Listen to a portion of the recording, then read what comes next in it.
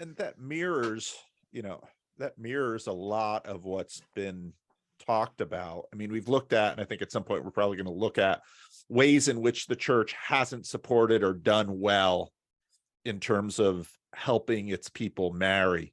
One of the things the church has done is emphasize exactly what you've said, Rod, that, even I just pulled up Scott Adams' tweet. The biggest illusion of 2022 is that if your marriage doesn't work, it's because you picked the wrong person. It doesn't matter who you pick. Marriage is a pre-internet, pre-equality system that no longer fits the modern world. I don't have a better idea. Well, Scott Adams is a two-time divorcee. Last marriage didn't go so well. But as he does say, he says 20% or so have great marriage. So Yep. He does add that little little footnote. Yep. But the factor of commitment is in some ways the antidote to consumerism, because what you lay down is your consumerist identity and say, I am committed to this, and in this I will stay. And will it cost me? Sure. Will there be days that I think, oh, I should, dump this and go somewhere else? You think that, but, and so, again, and so Keller's book on marriage deeply into that. This is something that needs to change you. And if you give yourself to this, you are going to get a gift. And that gift is going to be love, not just being loved, but to learn how to love, and love in a very Christian 1 Corinthians 13 way, that you will, we have this very strange idea that on one hand, we don't want our children to have to endure any of the kinds of things that would actually make them great. Because we all know that all the stories of heroes, the hero pays a heavy price to achieve a great thing. And we don't want our children to pay a heavy price. We want them to be happy, and we want everything to go great. But that's part of the strangeness of this life. And marriage is a very reliable crucible for teaching people to learn how to love. And, also having a disabled child, there's another one. In fact, life is full of them, if in fact you learn the power of commitment. And many consumers will say, that's not really something I would like to choose. I said, okay, then you're not going to become a great lover. Eamon and Catherine, you encounter lots of people who are struggling in one way or another and have sought your help.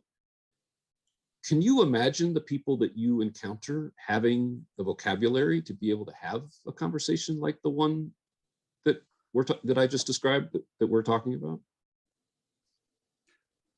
Most of them don't. And that's a significant part of the work, is providing a vocabulary, a framework, identifying just the basics of relationships and how they're made to work.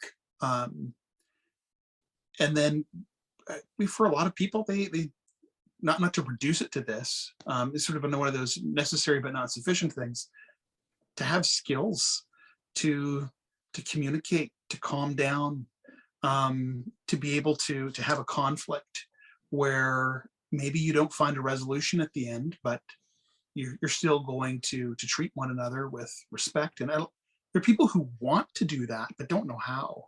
And one of the reasons I don't think that marriage is going to go anywhere, even though maybe we'll use a different word for it. I meet people sometimes and I'm like, oh, you're not married, but you're married. We're made for attachment. Humans are made to attach to one another, and as long as that has not occurred, there is a longing and a desire to attach. There are people who are, of course, shy about it. They're snake bitten, but they still want it even as much as they may protest that they want it. Need it. And they need it, yeah. Because what's worse than trying to go with what David Brooks was saying? you know, having the nuclear family is having only yourself. Yeah, But yeah, I don't think they have the vocabulary to answer your question. Yeah. part of the reason even though I have seen a lot of wreckage around marriage, I agree with Eamon, it's not going away.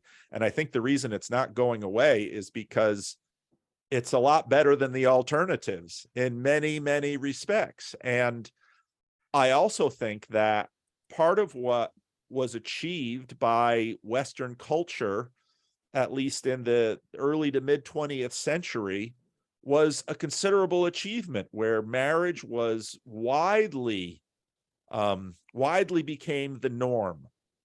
And not just, I mean, because marriage has an incredible history, you know, mass cohabitation where there aren't any ceremonies or commitments, you know, polygamy. It's an amazing thing to look back and see all the different permutations of this over time. You know, what our culture and civilization managed to produce, I think via the Apostle Paul, was really a remarkable thing where many, many, many people could, yeah, it might not have been the best thing, but it was certainly better than a lot of other civilizations had on offer. And I think marriage is going to struggle, but I don't think it's going away.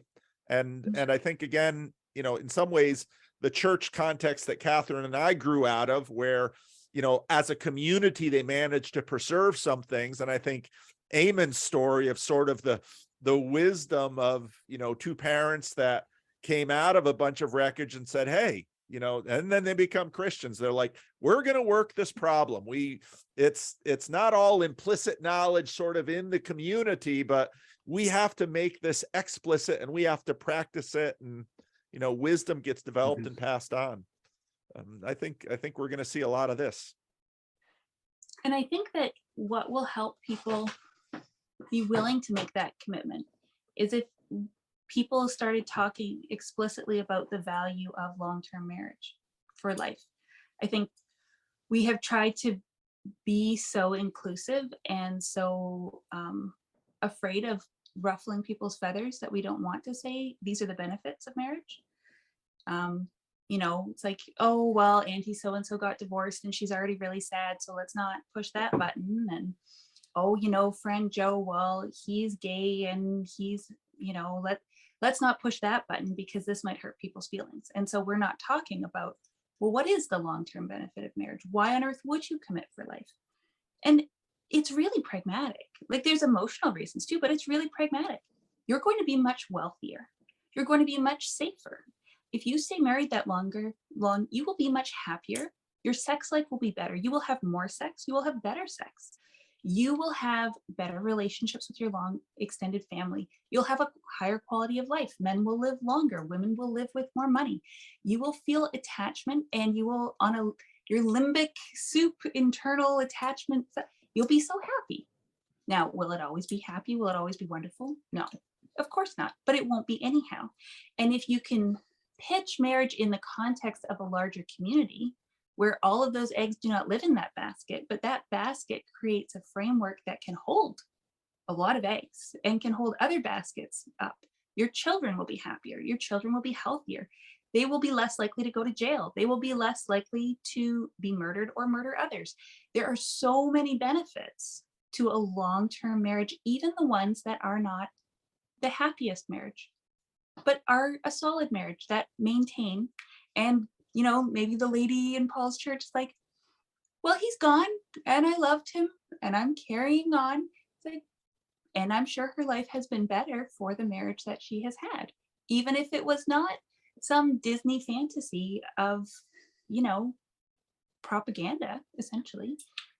It has been very good. And so I think if people can be told the many, many pragmatic benefits of marriage and why it's worth being committed to one person as soon as you can be for as long as you can be, they might be willing to sign up for the inevitable suffering that will go with it, as goes with every walk of life. So there's a little. Is that the mic drop? Is that That's a I good think place to land the plane. that is a great place to stop.